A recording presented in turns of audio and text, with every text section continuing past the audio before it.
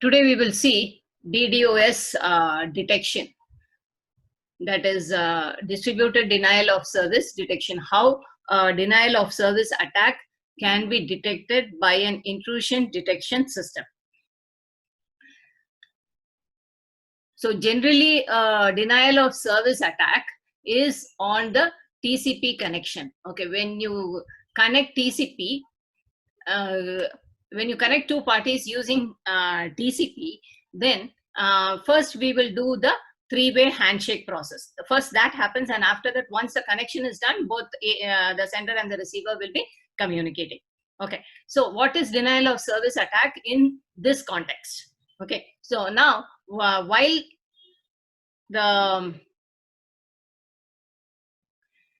TCP connection is being set up, we know that suppose A is connecting to B, then A will send a sync packet to B, and in that packet it will also give the sequence number, say X. Okay, that is the sequence number that will be monitored by B. Okay, now B on receiving sync, if it is ready to establish the connection, it will send another sync packet with its sequence number Y. So X will be the packet numbers for A. Okay, X, X plus 1, X plus 2, etc. will be the packet numbers for A, and for B the packet numbers would be Y, Y plus 1, Y plus 2, etc. Okay, then along with the sync packet, it will also send the acknowledgement for the packet numbered X that it has received from A. Okay, so it will give ACK X plus 1. ACK X plus 1 indicates that it has received all the packets up to X correctly, and it is expecting the packet numbered X plus 1 from A. Okay, now on A on receiving this, okay, notes down the sequence number Y, and it gives its acknowledgement A Y plus 1, indicating that it is expecting packet Y plus 1 from B. Okay, so the type of packets that are coming that will be exchanged in these processes would be a sync packet, a fin packet, or a reset packet. Okay, SYN packet is used for connection establishment, we have seen. Okay, now after these three messages, the parties A and B are connected to each other. They exchange whatever packets they have, and at the end, any one of them who wishes to disconnect can send this fin packet. Okay, now this fin can be started either by A or by B. Okay, so in this example that we have taken, it is being started by A. Okay, now A sends this fin packet, say the packet number is P. P will be X plus N. Okay, now on receiving this, B acknowledges that packet by ACK P plus 1, and it sends its own fin packet, that is fin Q. Okay, Q again will be Y plus some N. Okay, then on receiving this fin packet, A will be sending the ACK Q plus 1. Okay, so with this, the connection between A and B will be disconnected. Okay, so what do we see here? For every SYN packet that is sent, you receive another SYN packet. Okay, and while disconnecting, for every SYN packet that A sends, A also sends a fin packet. Okay, similarly, for every SYN packet that B sends, B also sends a fin packet to close the connection. Okay, so under normal conditions, the number of SYN packets will be equal to the number of fin packets. Okay, now what is this RST packet? Now, RST packet is the reset packet. Okay, that is, suppose the connection was not established and that is the connection was aborted, then the system would send a reset packet, RST packet. Okay, so the SYN packets would normally be equal to fin plus number of fin packets plus number of reset packets. Okay, so under normal condition, normally the reset packets are very less, we ignore. So under normal conditions, the number of SYN packets will be equal to the number of fin packets. Okay, so we can say that a DDoS attack is taking place when there is a disproportionate number of SYN packets. That is, the number of SYN packets is more than the number of fin packets. That is, the number of requests are more, whereas requests to establish connection are more, whereas the number of connections being disconnected is less, or the number of half open connections are more. Okay, so that is a SYN attack. SYN attack is indicated by disproportionate number of SYN packets compared to FIN packets. So what do we see here?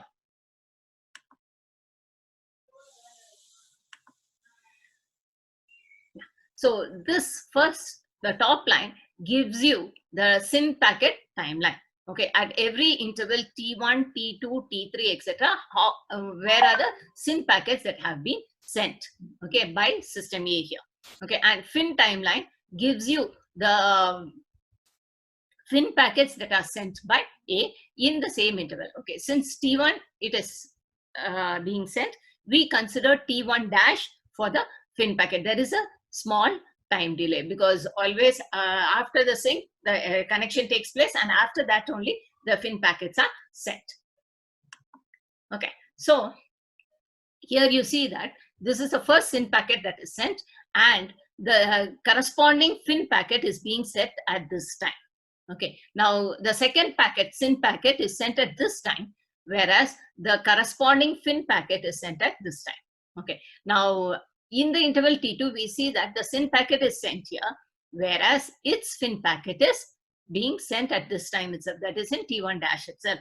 Okay, maybe there was very less communication taking place here, so this connection got disconnected fast. Okay, and then this is the SYN packet, its corresponding FIN packet, and so on. So what we see is more or less in every interval that you take, the total number of SYN packets will be equal to the total number of FIN packets. So this is the total number of SYN packets, and this would be the total number of SYN packets. Okay, this is the normal condition. Now we define a few variables for our consideration. Say SI is the number of SYN packets arrived in the ith observation interval. Okay, in an interval Ti, SI is the total number of SYN packets that have been sent. Okay, Fi is the number of FIN packets arrivals in the ith observation interval.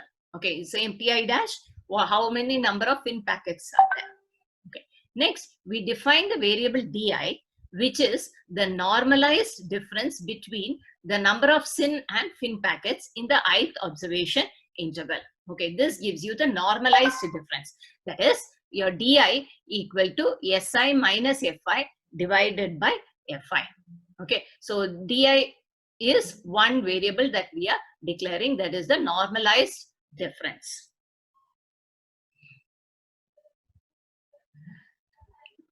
Tau is a threshold for detection, we will see. So whatever is the threshold value for Di, that will be indicated by tau.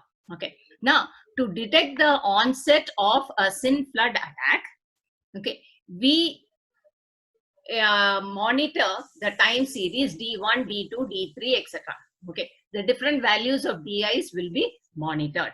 Okay, and for this, to detect the onset of a SYN flood packet, we use different algorithms. Okay, now these are the variables that we are considering: SI, Fi, Di. Di is the important one, normalized difference.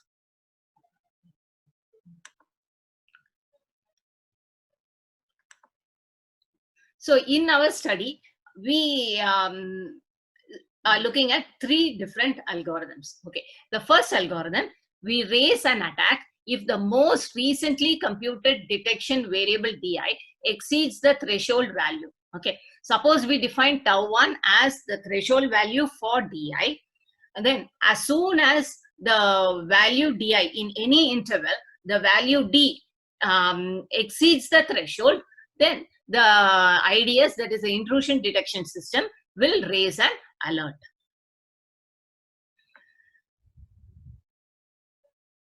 Yeah, you can see here, this is a graph between the time on the x-axis and Di on the y-axis.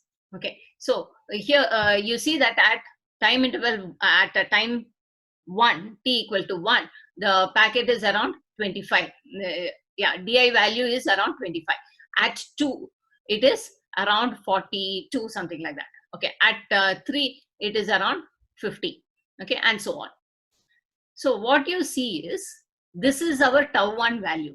Okay, that is 90. 90 is the tau 1 value. Okay, now as you see here, all these values are much below tau 1.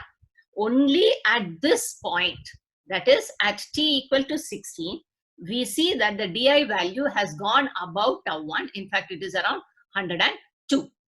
Okay, so once the intrusion detection system, which is monitoring this value of di, sees that this value goes up above tau 1, that is at t equal to 16, the system will raise an alarm. Okay, now again, other values and all, it is below tau 1, so there will not be any alarm. Okay, anyway, here an alarm is raised. On seeing the alarm, the administrator will go and check what the problem is, and he has to try to find out the problem and solve it. Okay, now what is the problem here?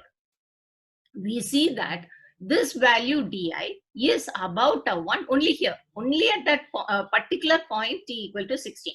Okay, at t less than 16 or t greater than 16, you see that the value is much below the threshold value. Okay, so should a alarm be raised? It need not have been raised at all. Okay, what is it that will happen if more number of SYN packets are being sent? Okay, if more number of SYN packets are sent, okay, we know that once on seeing the SYN packet, the receiver would immediately allocate the buffer space for this connection. Okay, so if more number of SYN packets are there, then the memory allocated will be more. Okay, but here, since only at t equal to 16,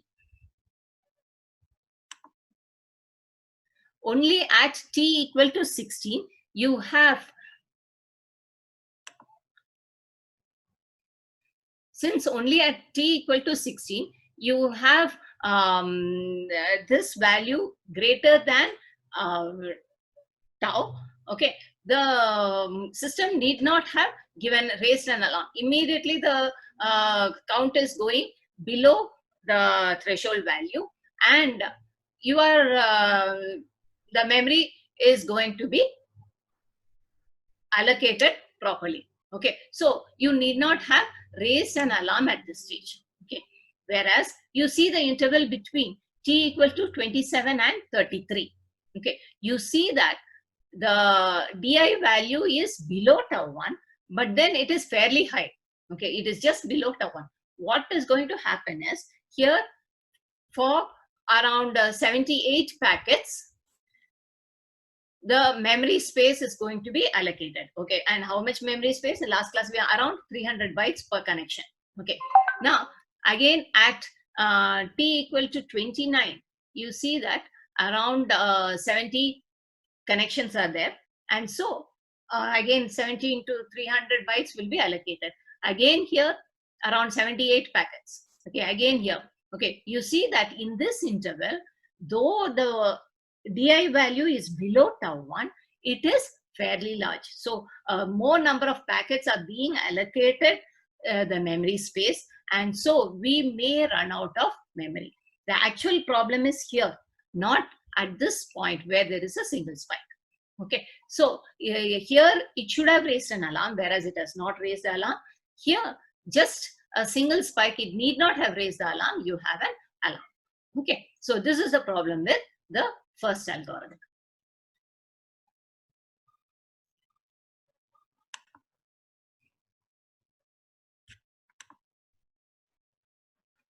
The second algorithm is, you raise an alert if the smooth average of the previous values of tau exceeds the threshold. Okay, we take the smooth average. In fact, we use the technique called exponential smoothing technique.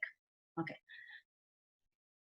here the decision variable at the end of the ith observation interval is the smooth average SI. Now SI is defined as equal to alpha into di plus 1 minus alpha into SI minus 1.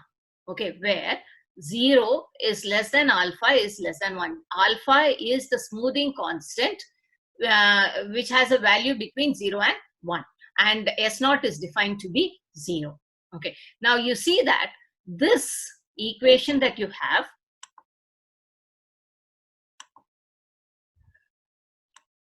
this is a recursive one. Okay, you have S I minus 1 being defined. Okay, so you can apply the recursion then and expand this term. Okay, S I minus 1 would be alpha di minus 1 plus 1 minus alpha S I minus 2. Okay, yeah, S I minus 1 would be alpha di minus 1 plus 1 minus alpha S I minus 2. Okay, if I apply this, then again for S I minus 2, again I can apply the recursive equation. Okay, so I will end up with the equation Si equal to alpha into di plus alpha into 1 minus alpha di minus 1 plus alpha into 1 minus alpha whole square di minus 2 plus so on. So for alpha equal to 0.4, my SI value would be 0.4 di plus 0.24 di minus 1. That is how I get 0.24 is 0.4 into 1 minus 0.4. Okay, that is 0.6. 0.4 into 0.6 is 0.24. Okay, likewise 0.144 di minus 2 and so on. Okay, so the decision variable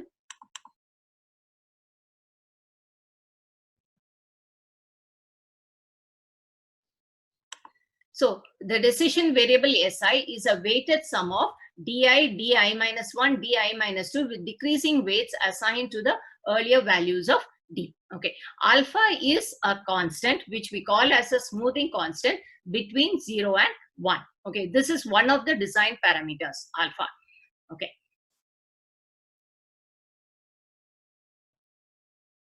So an alarm would be raised whenever this value of SI exceeds a threshold. Okay, we label this threshold as tau 2. Okay, as long as SI is below tau 2, no alarm is raised. When it exceeds tau 2, then an alarm is raised. Okay, now what are the design parameters we have? First, the value of tau 2, that is set based on the empirical data. Okay, that is, we collect data over a period of time and decide on what the optimum value of tau 2 would be. If tau 2 is set too low, then it will result in many false positives. What do you mean by false positive? Actually, like the condition that we have seen before. Okay, actually there is no DOS attack, but the system has raised an alarm. Okay, falsely. That is what we mean by false positive. But if it is set too high, it will result in many false negatives. That means actually there is a threat, there is a DOS attack threat, but the system has not detected it. That is false negative. Okay, so we have to be careful on the value of tau 2. If it is low, you are going to get many false positives, and if it is high, you are going to get many false negatives. The second design parameter is our smoothing constant alpha. Okay, if you select a value close to 1, then if this is going to be close to 1, what we see is this value will be higher. Okay, so disproportionate value importance to the most recent value of di. Okay, if this is going to be close to 1, then this would be close to 1, whereas this would be a very small value, and so di minus 1 would be very small. Okay, the value proportion of di minus 1 taken would be very small. When you go to di minus 2, it will be still lower, and so on. So di becomes the most prominent variable in SI. Okay, so that is a problem if you're going to take a value close to 1. Okay, now suppose it is equal to 1, then algorithm 2 becomes the same as algorithm 1. Okay, now if you get close to 0, then the weights assigned to more weights are going to be assigned to all values of di. So calculation may be a little difficult. Okay, so again, you have to have an optimum value for alpha. So the design parameters in the second algorithm are tau2 and alpha. Now the third algorithm, we define a modified cumulative sum of previous values of d. Okay, we take a cumulative sum of the values of d. Okay, you raise an alert if this value exceeds a threshold, say tau3. This algorithm uses sequential change point detection technique.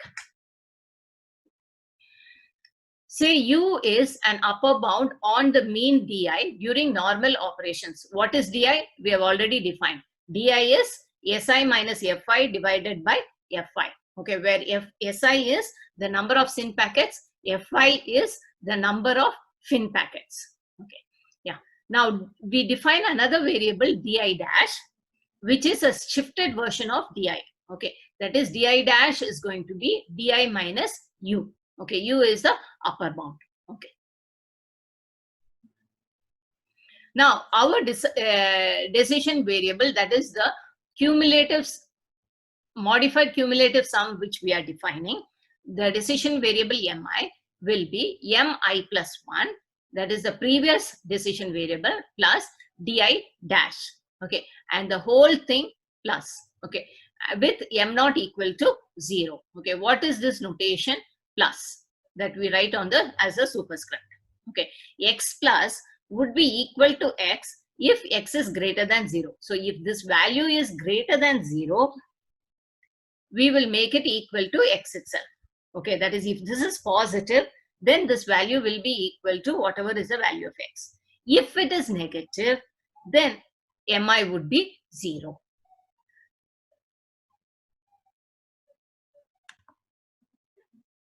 Yeah, so if this value is positive, we are going to make it equal to mi itself. Otherwise, it is going mi minus 1 plus di dash. Otherwise, it is going to be 0.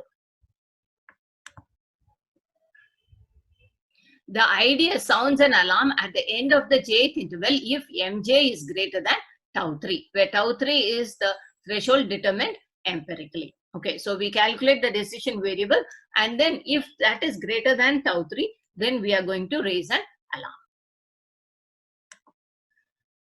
Okay, so here earlier we have plotted time against di.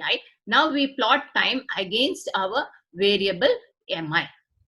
Okay, now what do we see here? At time t equal to 1, your di value is 20. This 40 is our value of u, the upper bound value, that is u. Now since this is below 40, less than 40, the value of mi would be 0. Okay, now from t equal to 2 to t equal to 6, these values are all above u. Okay, so the same values will be given for mi, or mi would be mi minus 1 plus di dash. So this would be all are positive values. Okay, now from t equal to 7 to t equal to maybe 12, yeah, you see that again the values are below the upper bound. So you have all zeros here. Okay, now from t equal to 12 to t equal to 18, these values are above u. Okay, so our value is going to be mi minus 1 plus di dash. That is a positive value. So the same positive value continues. Now again from here to here, that is 18 to 26, you see that it is below u. So the value would be 0. Okay, now again here what you see? Okay, it is constantly high, and so your value of mi dash, the value of mi is mi minus 1 plus di dash. Okay, the previous decision variable plus the difference. You're going to go on adding the difference, and so it is going to shoot up. Okay, so this shooting up is going to make the variable higher than tau3, and so at this point it will raise an alarm. Okay, so correctly, this algorithm detects the DDoS attack and raises the alarm in this region. Okay, that is above t equal to 30. Okay, around this point it raises the alarm. Okay, this false raising is not done here because then it goes below tau 3 itself. Okay, since adjacent to those points are all the value of di is less than tau 1, here it's going to be less than u, and so the algorithm does not raise an alarm. Okay, by the cumulative sum method, the false positive and false negative that were encountered in algorithm 1 have both been avoided here. Okay, so correctly this algorithm raises the alarm.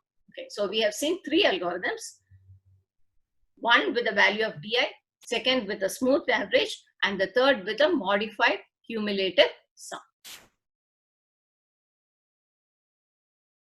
So this is how a DDoS attack is being detected.